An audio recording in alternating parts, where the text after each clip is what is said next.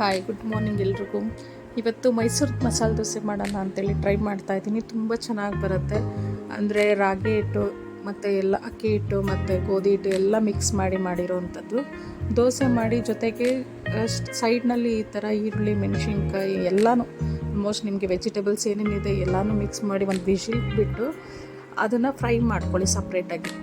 ಅದನ್ನು ಫ್ರೈ ಮಾಡಿಕೊಂಡು ಈ ಥರ ದೋಸೆ ಮೇಲೆ ಇಟ್ಟು ಅದ್ರ ಮೇಲೆ ಸ್ವಲ್ಪ ಚೀಸ್ ಹಾಕ್ತಾಯಿದ್ದೀನಿ. ಚೀಸು ಮತ್ತು ಬಟರ್ ಮತ್ತು ಕೊತ್ತಂಬರಿ ಇದೆಲ್ಲ ಹಾಕ್ಬಿಟ್ಟು ನೀವು ಅದನ್ನು ಸ್ಮ್ಯಾಶ್ ಮಾಡಿ ಬೇಯಿಸ್ಬಿಟ್ಟು ಆಮೇಲೆ ಇದನ್ನು ಮಡಚಿದ್ರೆ ನೀಟಾಗಿ ಸೂಪರಾಗಿ ಬರುತ್ತೆ ದೋಸೆ. ಮೈಸೂರು ಮಸಾಲೆ ದೋಸೆ ಹೊರಗಡೆ ಏನು ತಿಂತೀರೋ ಅಂದರೆ ಒಂದು 150 ರುಪೀಸ್ ಅಥವಾ 100 ರುಪೀಸ್ ಕೊಟ್ಟು ಏನು ತಿಂತೀರೋ ಅದನ್ನು ನೀವು ಮನೆಯಲ್ಲೇ ಮಾಡ್ಕೊಂಡು ತಿನ್ಬೋದು. ತುಂಬ ಚೆನ್ನಾಗಿರುತ್ತೆ ಟೇಸ್ಟ್ ಕೂಡ. ಸೊ ಇದು ಮಕ್ಕಳು ಮನೆಯಲ್ಲಿದ್ದಾರೆ ಇವಾಗ ರಜದಲ್ಲಿ. ಸೊ ಇದನ್ನು ಮಾಡಿಕೊಟ್ರೆ ತುಂಬ ಅಂದರೆ ಹೆಲ್ತಿ ಫುಡ್ ಕೂಡ, ಎಲ್ಲ ವೆಜಿಟೇಬಲ್ಸ್ ಕೂಡ ಇರುತ್ತೆ. ಸೊ ವೆಜಿಟೇಬಲ್ಸ್ ಸಪ್ರೇಟ್ ಮಾಡಿಕೊಟ್ರೆ ತಿನ್ನೋದೇ ಇಲ್ಲ ಈಗಿನ ಮಕ್ಕಳು. ಸೊ ಈ ಥರ ಮಾಡಿ ಕೊಡೋದ್ರಿಂದ ದೋಸೆ ಕೂಡ ತುಂಬ ಇಷ್ಟಪಟ್ಟು ತಿಂತಾರೆ. ಇದಕ್ಕಂತ 1-2 ಚಟ್ನಿ ಮಾಡಿದ್ದೆ. ಸೊ ಸಾಂಬಾರು ಮತ್ತು ಚಟ್ನಿ ಕೂಡ ಸೈಡ್ನಲ್ಲಿ ಮಾಡಿದ್ರೆ, ಒಂದು ಚಟ್ನಿ ಮಾಡಿದರೂ ಕೂಡ ನಡೆಯುತ್ತೆ.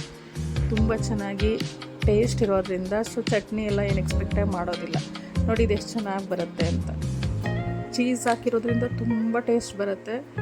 ಸೊ ನೀವು ಒಂದ್ಸಲ ಟ್ರೈ ಮಾಡಿ ಮನೆಯಲ್ಲಿ. ತುಂಬ ಈಸಿ ಮೆಥಡೇ. ಎಲ್ಲ ವೆಜಿಟೇಬಲ್ಸ್ನ ನೀವು ಸಪ್ರೇಟಾಗಿ ಈ ಥರ ಫ್ರೈ ಮಾಡಿ ಇಟ್ಕೊಂಡ್ರೆ ಇಟ್ಸ್ ಬೆಟರ್.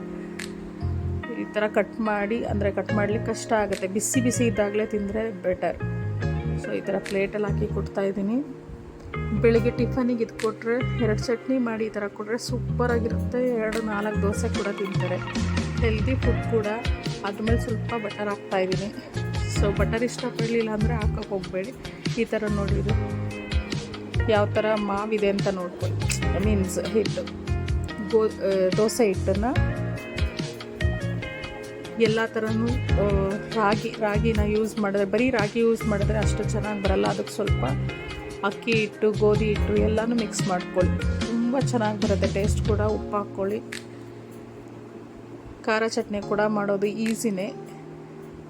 ಸೊ ಈ ಥರ ಬಟರ್ ಹಾಕಿ ಆಮೇಲೆ ನೀವು ಫ್ರೈ ಮಾಡಿರೋಂಥ ಐಟಮ್ನ ಹಾಕ್ಬಿಟ್ಟು ಮಿಕ್ಸ್ ಮಾಡಿ.